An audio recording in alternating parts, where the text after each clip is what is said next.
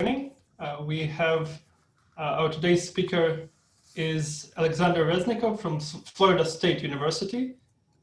Sasha will tell us about discrete energy on fractals. And so remember that after we talk, we have a chance to socialize a little bit. So if you are up for a little bit of small talk, please stay on the call and enjoy the social time. Okay, and Sasha, please. Okay, so thank you very much for the invitation. Hopefully it won't go so bad because I practiced last week in Kent State.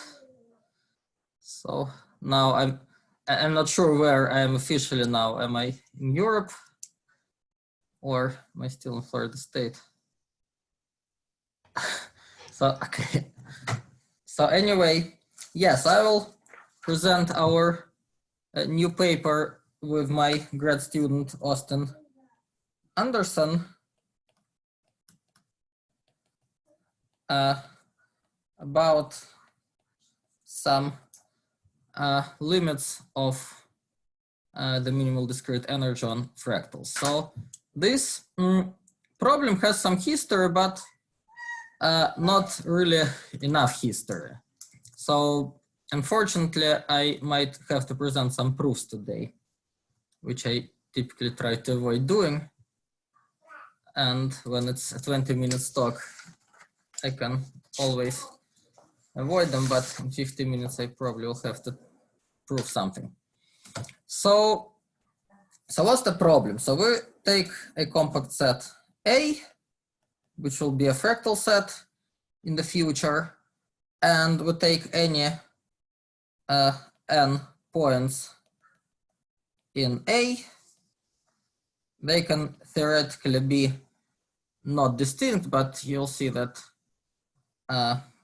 they should be distinct. And we take their potential energy. So I will denote this endpoint configuration by omega n because everybody does and it really makes things shorter. And the index S is the power of the potential. So that's a double sum over all ij from 1 to n such that I is not equal to j. So that's probably the double potential energy that was saw in physics. So if you have lots of particles and you know the pairwise interaction, then the full energy is this. And then we know that if we allow our particles to move around our set A, then they'll try to arrange themselves to minimize this quantity. So we'll consider the endpoint minimal energy, which is this minimum. Not sure how often do you see it in this seminar. So the minimum is attained because the potential is continuous from whatever side we need to attain the minimum. So I can honestly write the minimum. Now in physics, honestly, probably these points will stop moving when they reach some local minimum, but we will be interested in the global minimum. So what happens for different S, for different values of S? So when S is less than the dimension of A, this problem is generally hard because then it's potential theory and potential theory is hard. So then then we know that this energy is approximately n squared. But the problem is that the optimal configurations can be distributed in a very weird way. For example, they can leave very large holes in the set A. So there's this famous cartoon that Alex produced when on the torus for small values of S, the points like cover a layer of the torus like on the outside, and there's a layer on the inside that's totally empty. which is not very good, at least for our purposes. The good things start to happen when S is bigger than the dimension of A, which I'll denote by D. In this case, yeah, by the way, this is pretty general. So if A has a dimension in some relatively decent sense, then this will be an equivalence. So then E of an divided by n squared will actually have a limit. That's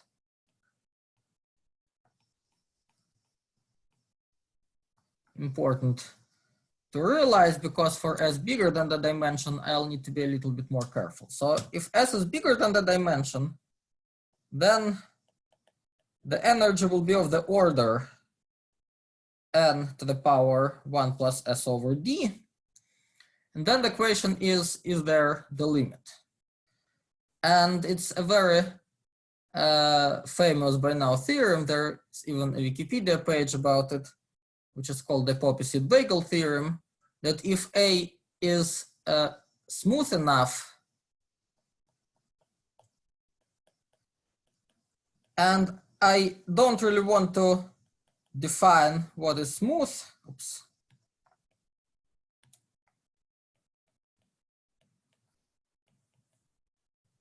Then this limit exists, and moreover, it depends only on S, on the dimension, and on the Hausdorff measure of A. So this Hausdorff measure in the denominator is kind of, it's clear that it should be there just from the scaling property. So if you double your A, if you blow it up like a balloon, then all your distances here will multiply by the corresponding 2 to the S or 2 to the minus S. And the measure, if you double your A, the measure will multiply by something like 2 to the D. And so this denominator just a scaling factor. The interesting thing is that there are no other factors that take into account the shape of A. So this limit really doesn't care which curvature does A have and what anything else does it have. Okay, so I said that I don't want to tell you what's smooth enough. I will only remark that whenever I use the word smooth, it probably means that the dimension is an integer. So this, in whatever way I define smoothness, should probably mean that the dimension is an integer. So if I want to make it like really smooth or rectifiable, I'll always need the dimension to be an integer. And so the interesting question, interesting to me at least, what happens when the dimension is not an integer? Because the dimension is not an integer, we have really no way to define any kind of smoothness.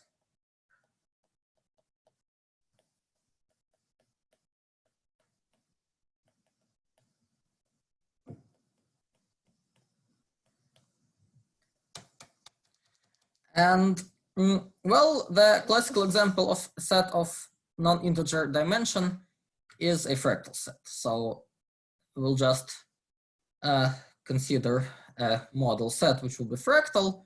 We will consider it to be a decent fractal, so the Cox snowflake will not be a decent fractal to us because its pieces intersect. But as you'll see, even for decent fractals, this question is not fully answered, so we'll be fine. Okay, so let me talk about the history. Okay, so the first part of the history, which will be kind of the most important for us, is that Stephen Lally, who is officially in the statistics department in University of Chicago, kind of long ago wrote 2 papers, one in ACT and one in Indiana Math Journal. If he put them on archive these days, he would probably get a substantial text overlap comment from the admin, because the Indiana paper is kind of different, but kind of similar to a part of the ACTA paper. And so there he considered, instead of the energy, he considered the best packing. So what is the best packing? The best packing is kind of the limit of the energy when S goes to infinity. So the best packing is when we try to maximize this quantity. So we first take a pair of points in our configuration that are the closest to each other, and then we try to maximize them, to maximize this smallest distance.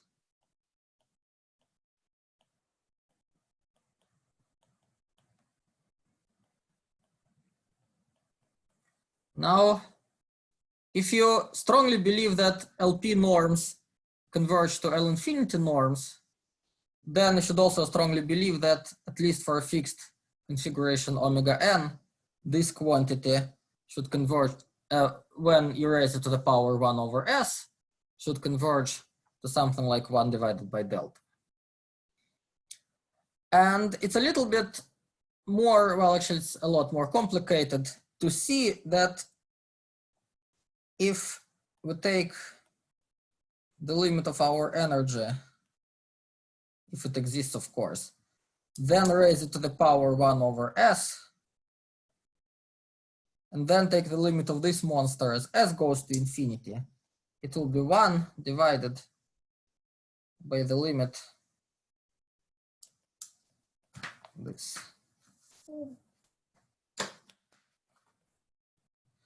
And in particular, they exist or do not exist simultaneously. But what's also very important is that if these limits right here do not exist, then I can replace them by lim-ins and lim-sups, and it will still be true. So if, for example, the limit on the right-hand side does not exist, then for larger values of S, the limit on the left-hand side also doesn't have a chance to exist. Which will be important a little bit in the future, but in any case, this equality justifies why these equations are connected, why delta is connected to the energy, and so why this becomes a piece of history. And so what Lally proved is that for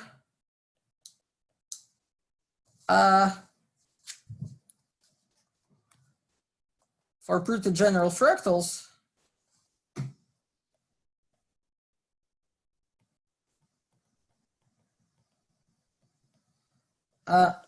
this limit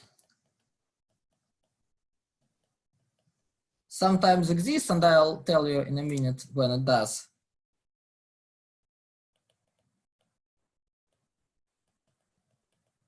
But sometimes exists only along some specific subsequences.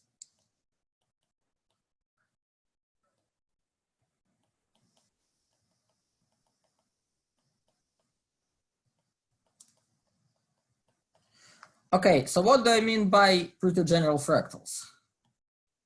Now, this unfortunately requires some definitions. Okay, so we will fix some contraction maps in RD.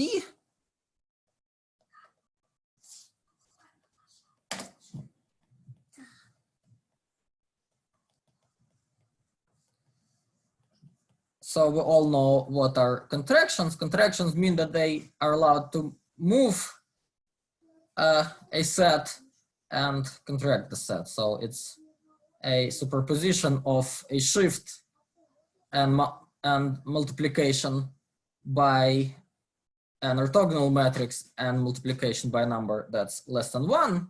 So let's fix these numbers that are less than 1 and call them contraction ratios.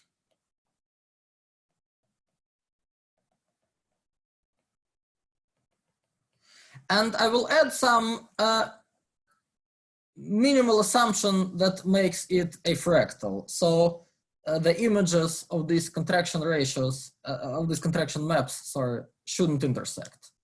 So I don't want phi1 to contract my set like to something, and then phi2 to contract my set to something and move it. So these two contracted sets overlap. So let's say that we are in a cube 0, 1, D, and let's say that these images are disjoint. That's actually a slightly stronger assumption than I need, because these images are compact, so they're disjoint means that they're separated. Lally didn't need this, so Lally can actually cover the snowflake, but for the energy it will be much harder, so I won't even talk about it. So then there is a set that is stable under all these contractions. What's called like a fixed point. So there is a fractal, also known as a self-similar set,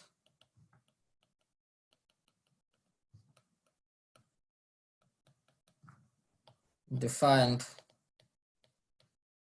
by these maps. Okay. And these are the fractals I'm talking about. So the 1/3 counter set is an example.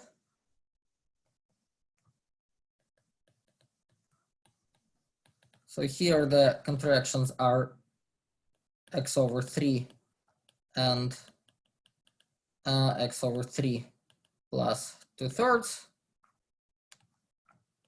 And the famous 1/4 Garnett set is also an example. So we'll have 4 contraction maps there. Unluckily, the 1/4 set has integer dimension, but it still behaves more like a fractal set than something nice with an integer dimension. So the 1/4 set is a perfectly well-defined fractal. The Koch snowflake is also theoretically a fractal, but it doesn't satisfy this assumption. So in Koch snowflake, these pieces overlap by one single point, which I don't like.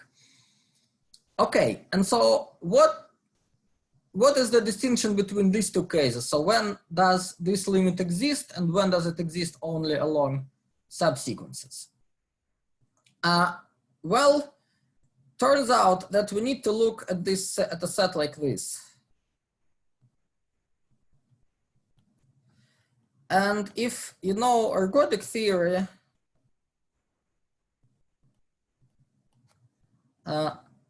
well enough,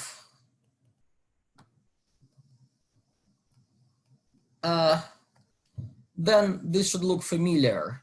So these are all combinations of the logarithms of the contractions under integers. So we're allowed to multiply all these logs by integers and then sum them up. And there are many results saying that for a big class of these R's, this will be a dense set.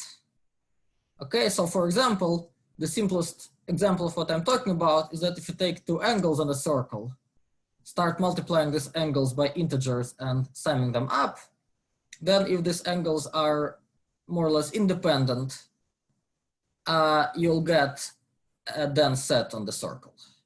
And if these angles are dependent, then you will not. So, so if this set is dense in R, then the limit exists.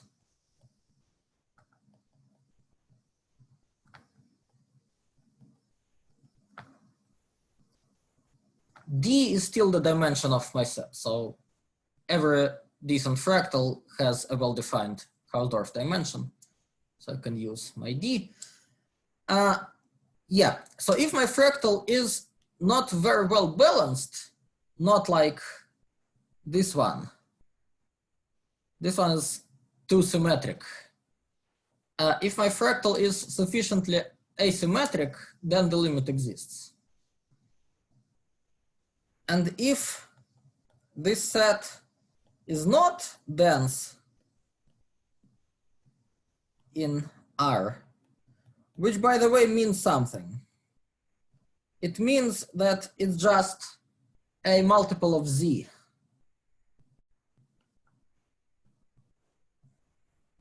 So it's just H times Z, then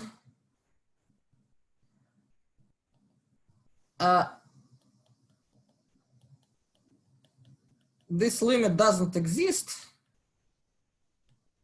And surprisingly, so this was kind of assumed for a while. And surprisingly, in full generality, it's proved by my grad student and myself. So this last part of the first part of the history is done only now. So Lally's proof kind of suggests this fact, suggests that it doesn't exist because the machinery, the tools he uses say that this limit exists only along subsequences.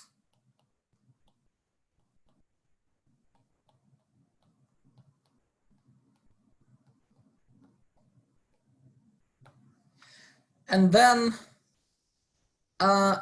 there was a paper by Borodachev and Saf in Proceedings of the AMS, where they proved that for a fractal set with equal contraction ratios, this limit doesn't exist.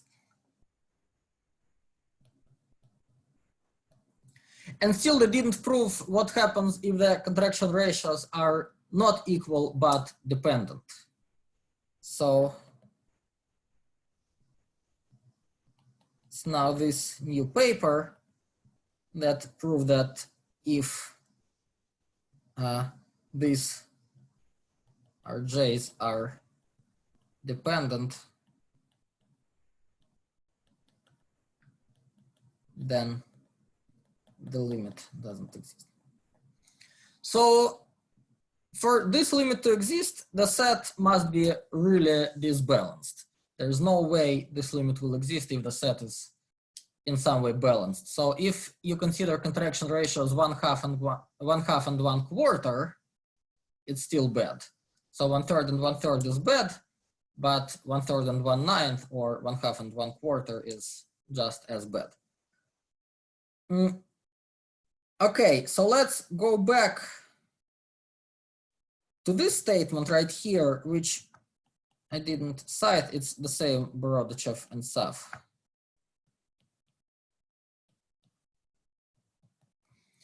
So this statement implies, well, this statement with replacing lim with lim inf or lim sup, and therefore replacing this lim with lim inf or lim sup in this order. So if it's lim inf, if it's lim sup here, then it must be lim inf here, and if it's lim inf here, it must be lim sup here. This implies that for large values of S, for these balanced fractals, the limit of the energy also doesn't exist. Because if the limit for the energy exists for every S, then the left-hand side is well defined, and then in the right-hand side, the limit will also exist, but it doesn't. Okay, so this is what happens with balanced fractals. With these balanced fractals, it's actually really nice. However, unfortunately, the existence of the limit for delta doesn't tell us anything about the existence of the limit for the energy. Okay, so this was actually what I said was actually my second part of the history. So Borodchev and Saf looked at fractals with equal contraction ratios and showed that the limit doesn't exist. Borodchev also looked at the fractal sets with a general assumption that the limit exists. So he took a fractal set and assumed that this limit exists without really giving any sufficient conditions. And if this limit exists, then some other nice things happen, like by default. So only the existence of this limit, for example, implies that the optimal configurations will converge in the weak star sense. So it means that they will be decent for numerical integration to the Hausdorff measure.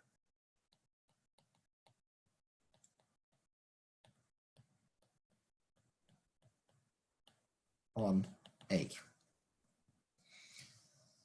So if for some reason you decide that your life depends on learning how to numerically integrate a function on a fractal set, then you might want to consider the optimal configurations for these energies, but you need to know that this limit actually exists, which is hard to prove. So this is actually still unknown. So what he also proved is that if omega n's are optimal for the energy along some subsequence of n's, and this subsequence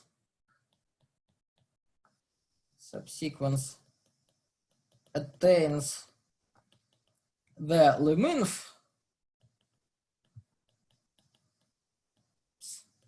of this fraction. Okay, so the advantage of the Lemaitre is that it always exists. So if it attains the Lemaitre, then these omega n's converge to the Hausdorff measure. Okay, so this raises another interesting question which is still unanswered. Which configurations attain the limit? So let's go a little bit back. We know that for example, for the classical 1/3 Cantor set, the ratios are dependent, and so the limit doesn't exist. Okay, so this box fails.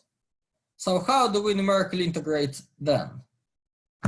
Well, we can try to minimize the energy for specific n's, for the n's that attain the limit. And so a natural question is which subsequence of n's attain the limit. And if you think about it, you'll probably arrive to a very logical assumption that n should be a power of 2. Because our 1/3 fractal set is so symmetric that you'd probably want to put like exactly half of your points in the left part of your fractal and half of your points in the right part of the fractal. So if you're, and then repeat. So you want to put quarter of your points in the first quarter of your fractal, quarter of your points in the second quarter, and so on. So if you are minimizing your energy for like 2 to the 2020 points, you can divide by 2 many times, which should be advantageous. But we still cannot confirm this pretty natural equation. However, if for some reason you strongly suspect that your sequence of n's attain this lim-inf, then you know that if you compute the optimal configurations, they'll help you with numerical integration. Okay, and so the fourth part of the history is our joint paper with Olex.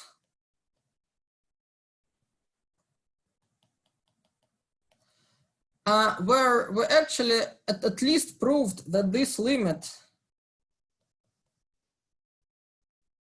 for decent symmetric counter sets exists along some natural subsequences, at least for equal contraction ratios. So before it was completely unknown whether you can say anything about this limit. So at least we prove that there are some subsequences along which this limit exists. We suspect that one of these subsequences is the one attaining lim-inf, but we actually don't know. So what are these sequences? What are these subsequences? These subsequences have the form r to the minus d times n,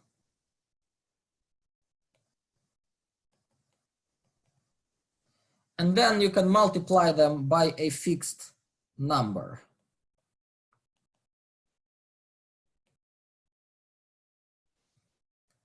And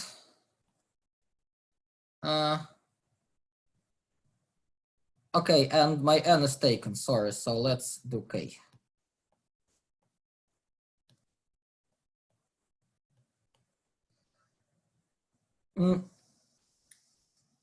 And we suspect that lim-inf will be attained when L is equal to 1. Okay, so when there is no L, we suspect that that's the lim-inf one, but we don't know.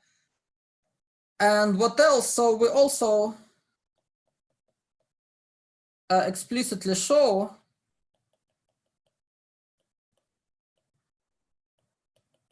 that, for example, when my contraction, when we have two contraction ratios which are 1/3, so for the classical counter set, then these limits are not equal for L equal to 1 and L equal to 3, which means that the general limit doesn't exist. So if the general limit exists, then the limits along all subsequences should be equal, but in fact they're not. So this word explicitly is important because before it was proved implicitly just from this equation on the double limit of the energy. Okay, and finally, this is what should have been the main topic of the talk if I went a little bit faster. Together with Austin Anderson, we've shown pretty much the same result, that this limit exists along some natural subsequences, but in the case when these contraction ratios are dependent and not equal.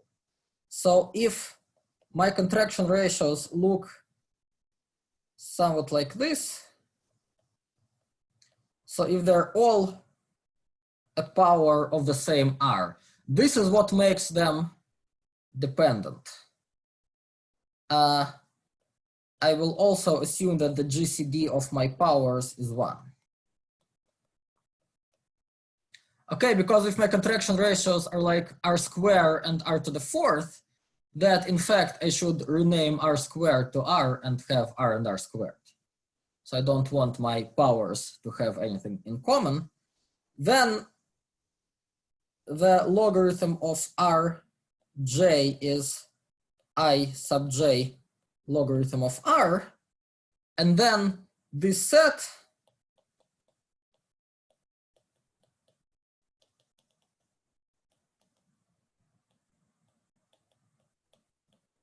is exactly logarithm of R times z. Okay, so if you imagine taking linear combinations of these numbers, we can always factor out logarithm of R, and what's left will be an integer. So I'll get exactly this. And then we again prove that for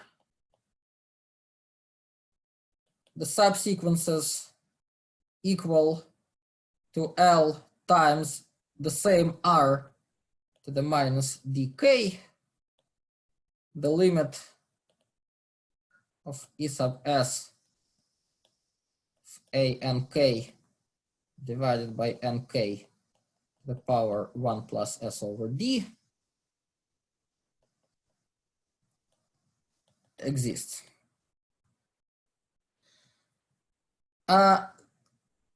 That's, by the way, the reason you might have wondered if fractals are your favorite creatures.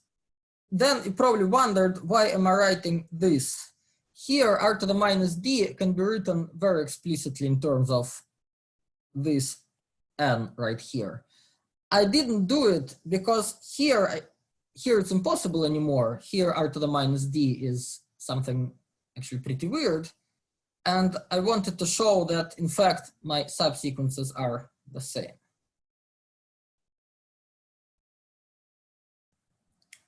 And so the main equation which we're working on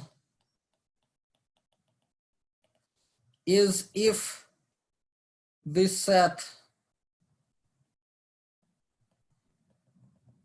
is dense,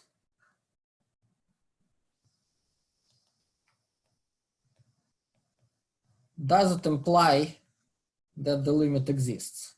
I can give you a spoiler that yes, it does, but we don't know how to prove it.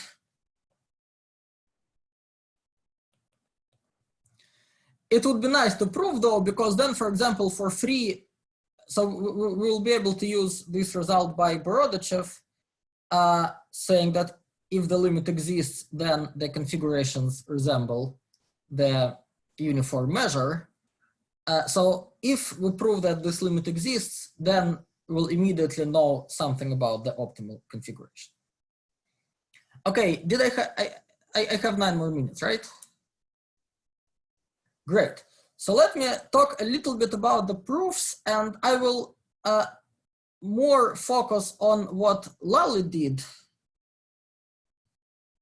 But what is more important is that I want to advertise the main tool. It's called the Renewal Theorem. So I just gave a talk in the virtual Kant state, and Yuval Peres was there, who is a big expert in probability. So it was Nal's seminar, so I said that it seems like no analyst knows about this theorem really well, and he was smiling because he said that that's a very classical thing. But being very classical, it has a very weird and strong assumption at some point. So let me tell you what's the renewal theorem. So the renewal theorem says this, that let's say we have a function z of x. And a measure, let's say it's a discrete measure, discrete probability measure,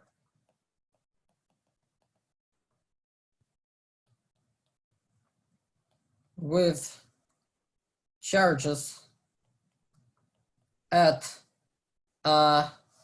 some points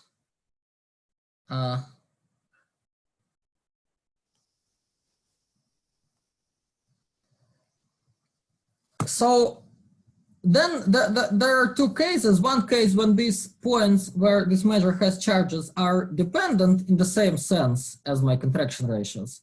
And the second case when these charges are independent.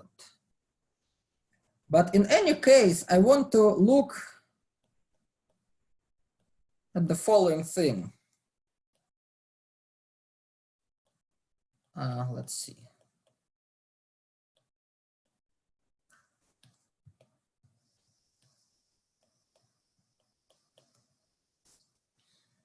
So what is this? Especially assuming x is really huge.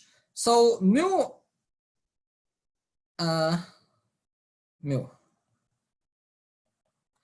So mu has finitely many charges. So when x is really huge and t is from 0 to x, then we get all charges inside the interval 0x. So this is my z of x right here. And this is some convex combination, because mu is a probability measure, of values of like z of x minus aj. So I kind of want to look at the difference between the actual value of z and this convex combination and denote it by little z of x. So this error. Okay, now case one.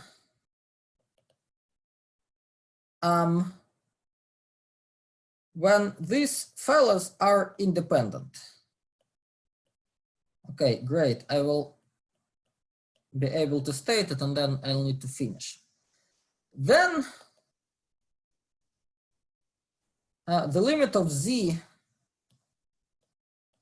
so I'll just send you homework, then exists if this function is, I will call it super integrable from 0 to infinity. What do I mean by super integrable? Well, if you taught a measure theory class, you probably tried to catch your students with the question if a function is Lebesgue integrable, is it bounded or does it tend to 0 at infinity? And the answer is no, because I can have a function that's Lebesgue integrable, but that does something like this. So it goes up and immediately down. So if this width right here is very small, then it can still be Lebesgue integrable, but it can be unbounded. So super integrable means that this doesn't happen.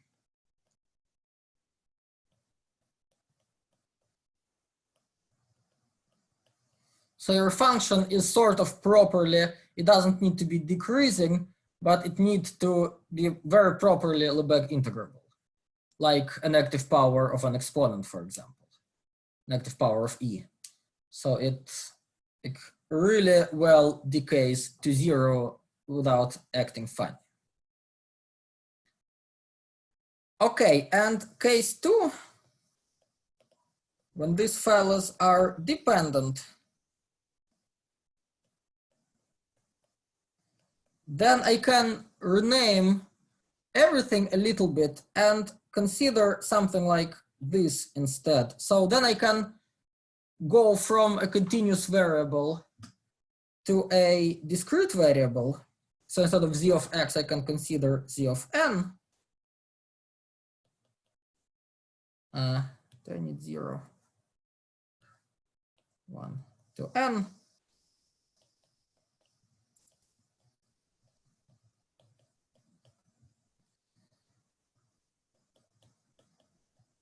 So then I can look at this. So instead of d mu, I'll just write mu of k. And then instead of, so fortunately, if we have a discrete function, then it's super, well, and it's integrable, which means that the series converge. It already means that it doesn't go to infinity anywhere. So the series converges definitely means that the nth term goes to 0. So this super integrability becomes much easier when we're in discrete case. So then the limit of z of n exists if this error is just absolutely summable.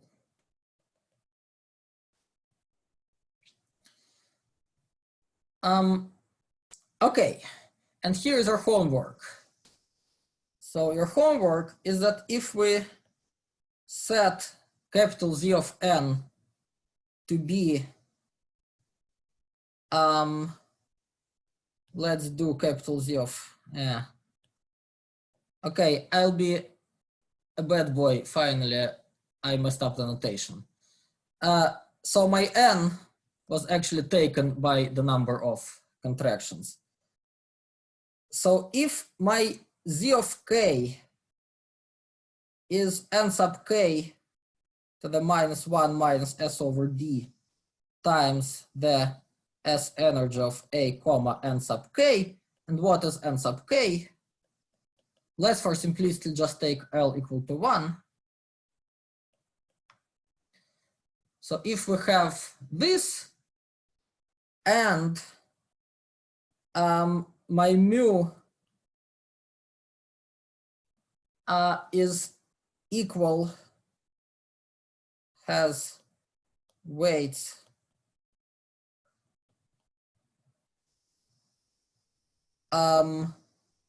r to the d times ik at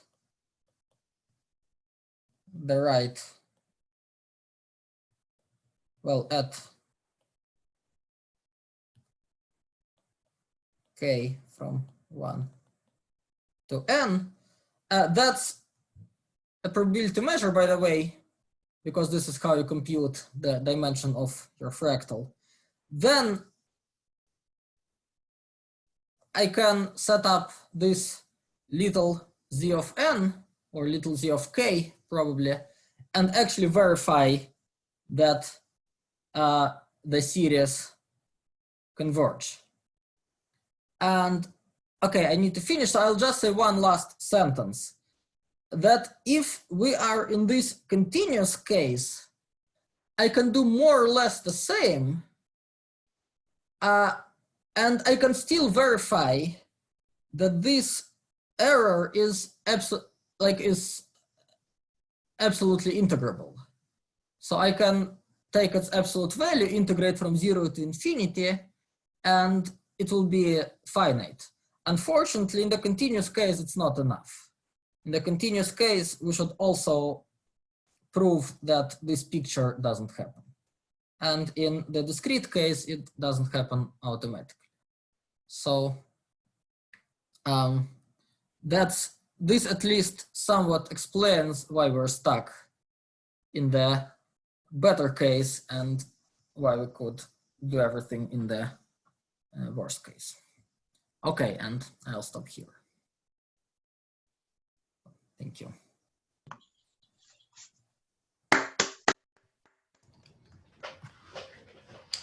All right, so thank you, Sasha, for the nice presentation. So let's see if there are any questions now. There was something. It was.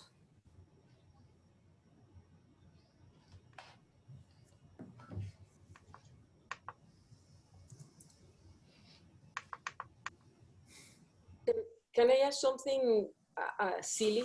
At Sure. the very beginning, hi, Sasha. At the very beginning, you separated between S less than D, bigger than D, but when it's equal, the number signs like 2 is 1 plus S over D. So that's a trivial case, or? Sorry, can you repeat the last thing? So the S, what happens when S is equal to D? The power coincide. 2 is equal to 1 plus S over D when S is equal to D. Right, yeah, so very good question. So when S is equal to D, everything is usually more or less decent with the limit. So for S equal to D, we'll actually have something like this. Okay.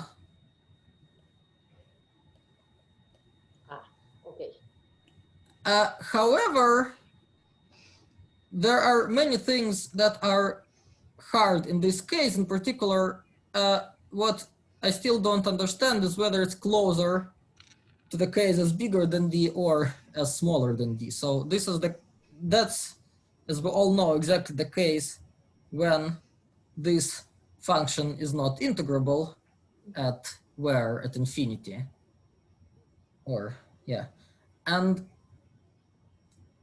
at 0 too. So yeah, at 0. So when S is less than D, it's integrable at 0. When S is bigger than D, is not. It's not. When S is equal to D, it's still not. But it's like logarithmically not integrable. So it's still not clear which tools are better to use. Do we like erase an epsilon circle around 0 and use the tools when S is less than D, or do we just say that it's not integrable, so we should use the tools from S bigger than D? So that's way less clear. Like everything is way less clear there. Thank you.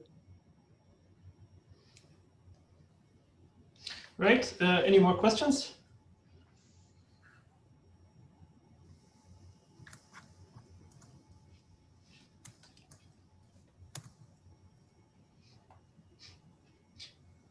So maybe for the purpose of saying it aloud, maybe you could explain just in a few words why renewal theorems are the right tool for computing things on fractals. So why we use renewal theorems and not some other tool? Yeah, so good question. Well, some other tool, because the other tools don't work. Well, okay. But so the main feature why the renewal theorem works is because this error is actually pretty decent, and this error is pretty decent because the set is self-similar. And how does self-similarity meets the decency of the error is because if we have a nice self-similar set, and let's say we put if you're writing, I don't. You don't see anything. Yeah, I don't know about the other people, but I don't. Okay, let's. No, it's stuck at the screen that said smooth slide, enough. yeah. Yeah, I'll reshare it again. I'm more drawing the picture. Okay, now you see the picture. Do you? Yes. Yep. Yeah. So it basically means that we can take an optimal configuration for endpoints, squeeze it and put it on the left-hand side, squeeze it and put it on the right-hand side, and compute the energy of this now two endpoints configuration. And this energy, which will always be bigger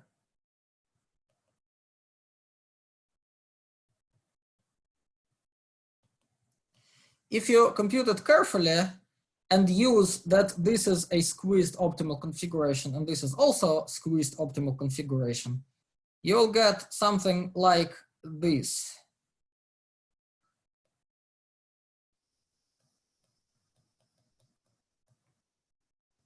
Plus an error.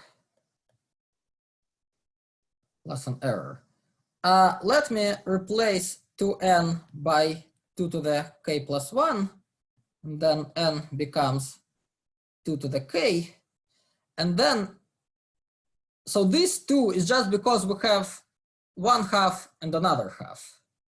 But also this 2 is equal to r to the minus d. Because r is logarithm 2 divided by logarithm 3. So if we raise 2 to this power, we get, so well, if we okay, r is 1/3, d is this fraction of logs. If we raise 1/3 to this fraction, we'll get 2. So we have r to the minus d minus s times this energy plus the error. And if you now send this to the left-hand side, it will be exactly this difference. And we have a pretty good control on the error, because the error is the interaction between points right here and the points right here, but they are very well separated by this gap. So this error will be actually controllable, and then we'll be able to prove that it's convergent. So that's the main reason. And I can do the same computation for any contraction ratios. I just will need to squeeze differently. But in the continuous case, at some point, I'll be in trouble.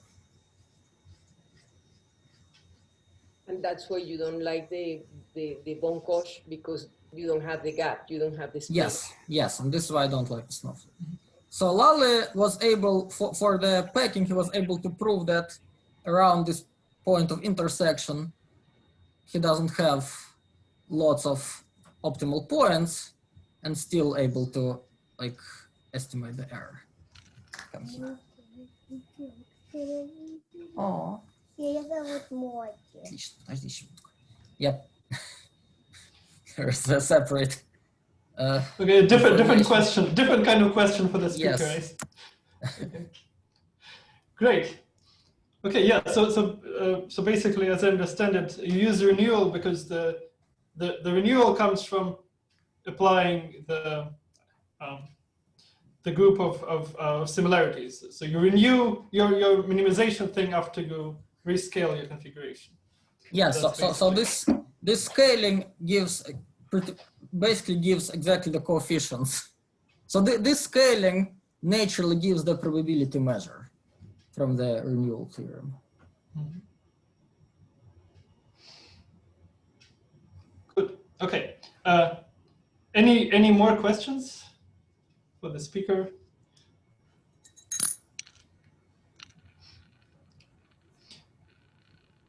Okay. If not, thanks again, Sasha. So this is good.